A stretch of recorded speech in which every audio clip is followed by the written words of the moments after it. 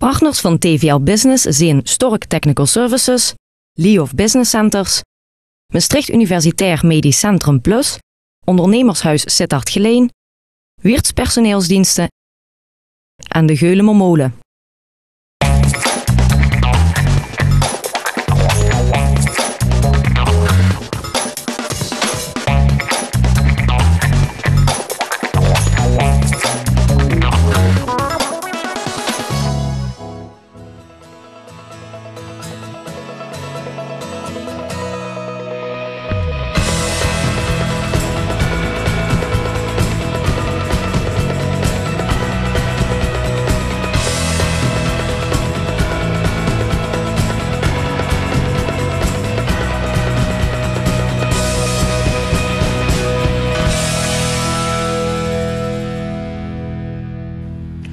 Dag dames en heren, van harte welkom bij een nieuwe aflevering van TVL Business. En vandaag zijn we te gast bij de Geulemer Molen in Berg en Terblijt.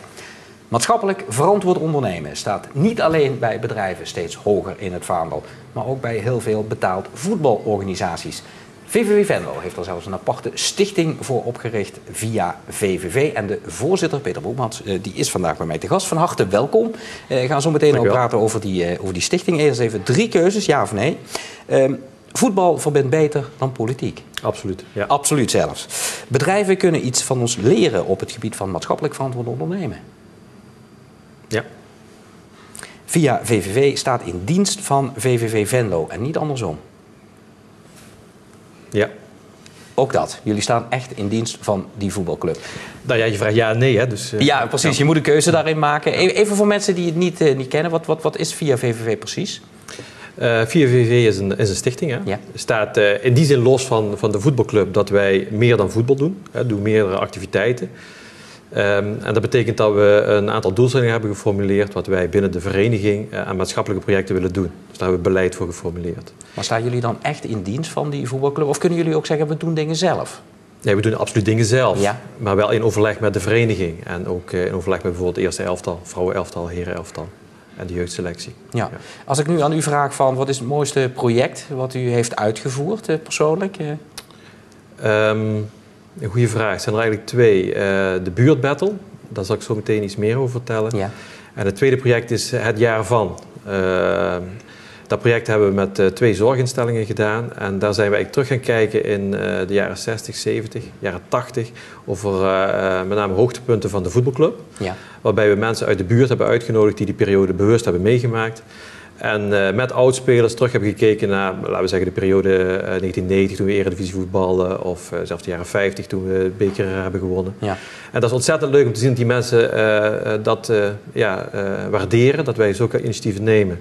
Het is echt erbij betrekken. Ja, absoluut.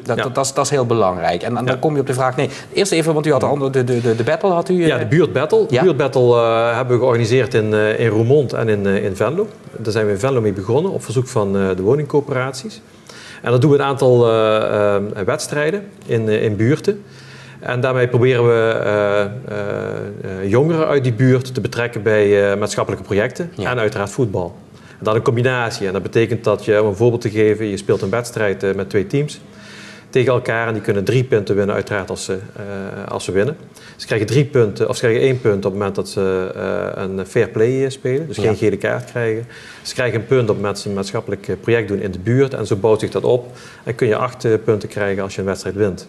En in principe zijn jullie dan de katalysator. Jullie stoken het vuurtje aan. En uiteindelijk moeten buurten dat zelf oppakken. Dat buurten ook leefbaarder worden, veiliger worden?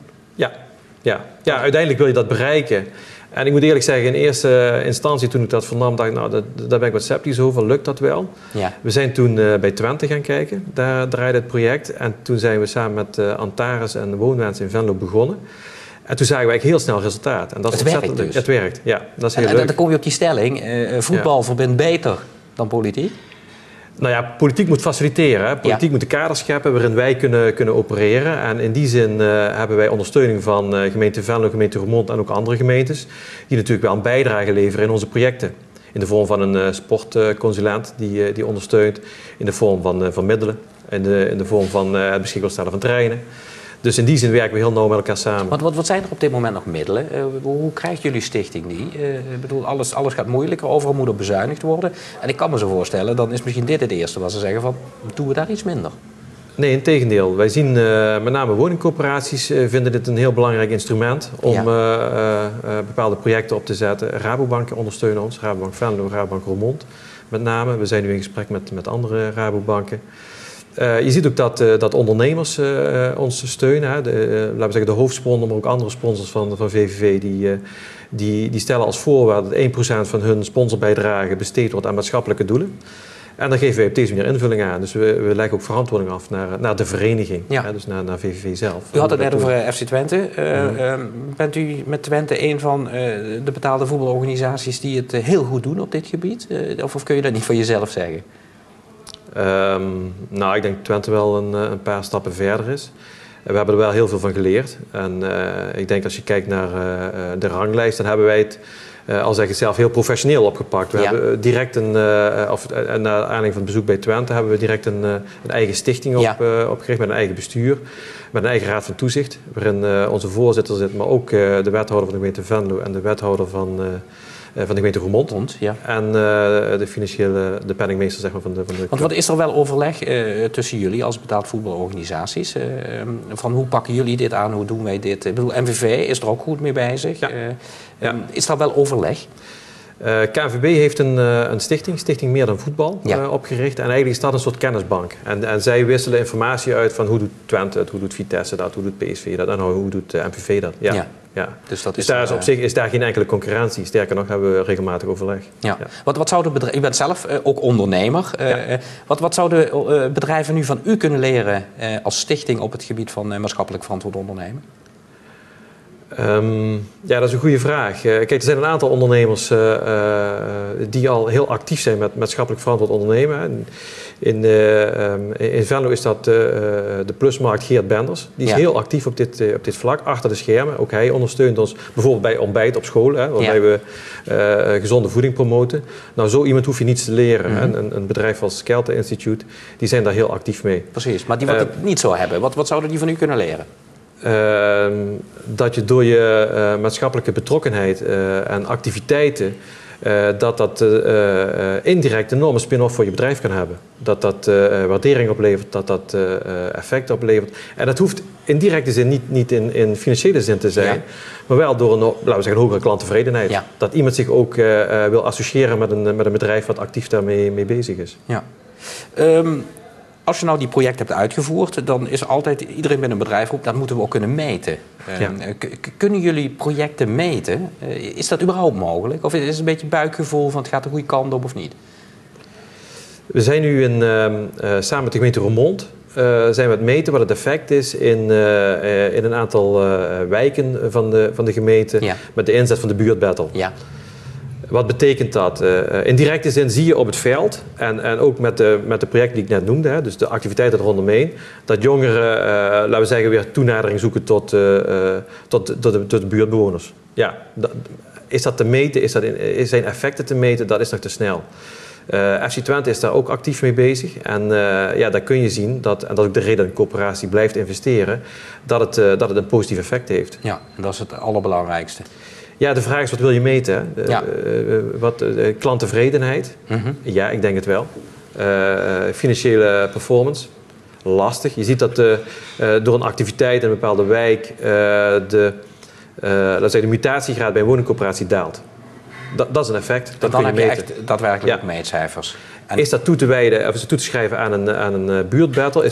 Nee, het is een onderdeel daarvan. Het is een onderdeel van, maar het moet er in ieder geval zijn. Ja. Goed, ik dank u hartelijk voor dit gesprek en wens u heel veel succes met dat via VVV. Dank u wel. Ja, dus voor ons nu tijd om te gaan kijken naar de reportage van deze week en aansluitend een nieuwe aflevering van Bedrijf in Beeld. Vandaag gaat TVL Business op bezoek bij de Perfact Groep, een professionele Limburgse kennisorganisatie met een internationale scope.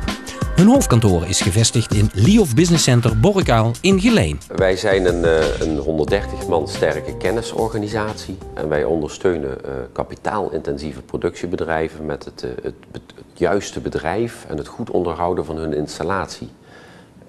Dat doen wij op het vlak van techniek. Is die installatie, noem het maar, goed in orde? En op de andere kant, op een balans staat, wordt het bedrijf op een goede manier bediend? Nou, daarvoor hebben wij kenniswerkers. En voor ons is het dan ook enorm belangrijk dat die kenniswerkers op een goed niveau verder ontwikkelen. En daar dagen we ze ook toe uit. En dat ze daartoe samen kunnen bijdragen om die productiebedrijven te verbeteren. Hiervoor hebben wij natuurlijk een aantal methoden en systemen. Maar belangrijk is dat we die kenniswerkers hebben. En die kenniswerkers die hebben we onderverdeeld en die zitten in een aantal expertisecentra. Insight, dat is onze kenniscomponent. Dat betekent, daar zitten de consultants, die weten heel veel over organisaties. Hoe is het bedrijf ingericht, welke werkprocessen zijn er nodig. En zij kijken naar de techniek. Dat betekent, welke onderhoudsstrategie volg ik, welk onderhoudsconcept moet ik maken en allemaal deze zaken. Process control kijkt naar de automatiseringsstrategie, die kijkt naar de juiste systemen en hoe ga je met deze software om. Task, turnaround, service en consultancy richt zich op projectmanagement en management van onderhoudsstops. Het scopen, het plannen, het afrekenen, het financiële gedeelte, dat is hun activiteit. Match, onze resource pool, mensen van veelal hoger opgeleid niveau. Veelal technische mensen, de juiste mensen op de juiste plek. Daarvoor zorgen wij detachering, werving en selectie. En de meeste van onze mensen zijn in vaste dienst. Dus één groep, 130 kenniswerkers. We dagen de mensen uit om zich te ontwikkelen, om verder te gaan. Goed het beste te zijn in hun dienstverlening. Daarmee zijn we het verlengstuk van die klant. En dan gaan we een mooie toekomst tegemoet.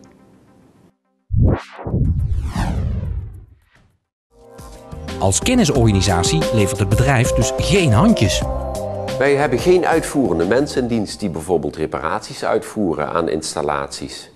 We zijn een verlengstuk van de bedrijfsvoering van het management. En daarmee sturen we en ondersteunen het bedrijf. Concreet betekent dat de kennis in onze mensen en onze methodes zit. Dat betekent als we naar een productiebedrijf gaan, dan vragen we aan die klant, wat willen jullie bereiken? En als een klant merkt, ik heb een verbetering nodig, bijvoorbeeld op veiligheidsgebied of technisch of kostengebied, gaat het bij ons niet zo goed.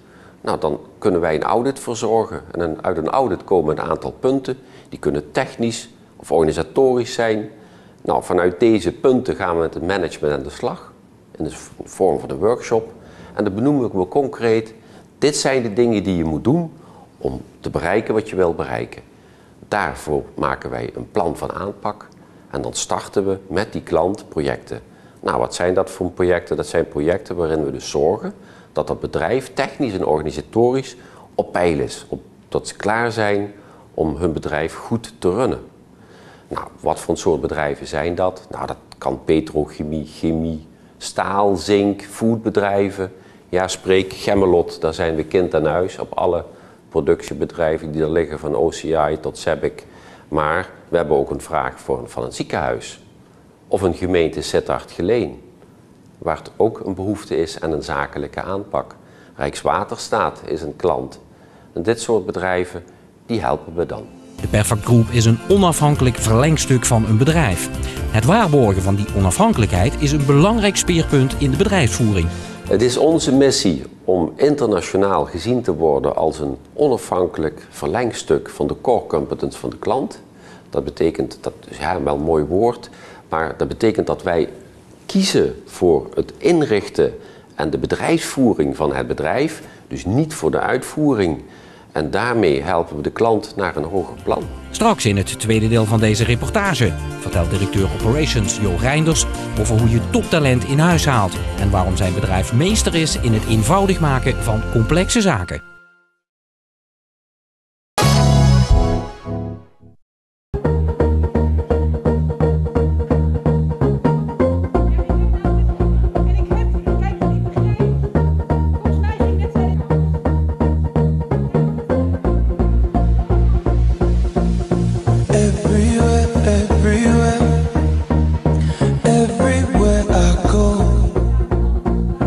Everywhere that I've been,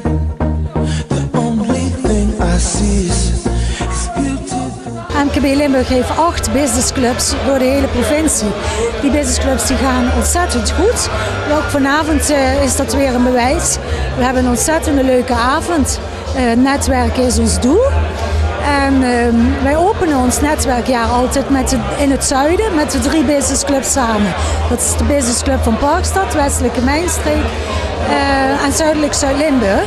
We hadden als thema Hemels ondernemen en hadden een theatergezelschap uitgenodigd die de metafoor leggen met goden en godinnen.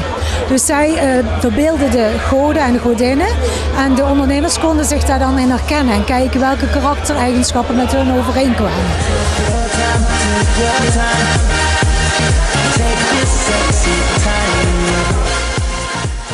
We zitten op een avond als dit tot we ingaan op het meest elementaire wat ondernemers met elkaar willen doen. En dat is netwerken. Want het is zo dat op het moment als men elkaars relaties leert kennen en er toegang toe krijgt, dan zullen ze ook tot business zich gaan verspreiden. Dus niet zozeer dat diegene zichzelf verkoopt als op een beurs, maar juist om echte relaties op te doen. Relaties die elkaar ook de business gunnen en uiteindelijk brengt die dan naar andere contacten toe. En die contacten leveren uiteindelijk ook altijd gaat op. Het is niet alleen in Limburg zo, maar het is wie kent wie. Op het moment dat ze meer lu kent, hebben ze meer toegang tot verschillende bedrijven, tot verschillende personen. En dat maakt je als ondernemer een stuk sterker. Everywhere that I've been, the only thing I see is beautiful people. Ik ben vandaag hier in dit hele mooie gebouw, in het Hemels Ondernemen Event. En ik moet zeggen, het is een hele inspirerende avond geweest. Met heel veel leuke nieuwe contacten. En het werd door 4 acteurs heel erg leuk begeleid. En op een hele ludieke manier kwam je in aanraking met allerlei nieuwe mensen. We hebben heel veel nieuwe contacten opgedaan.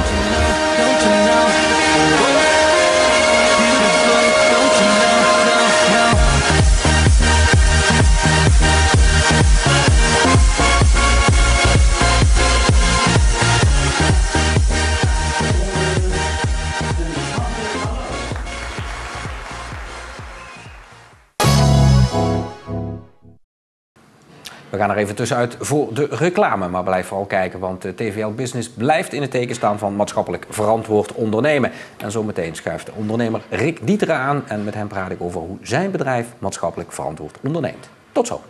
Partners van TVL Business zijn Stork Technical Services, Liof Business Centers, Maastricht Universitair Medisch Centrum Plus, Ondernemershuis Sittard Geleen, Wiertz Personeelsdiensten en de Geulemer Molen.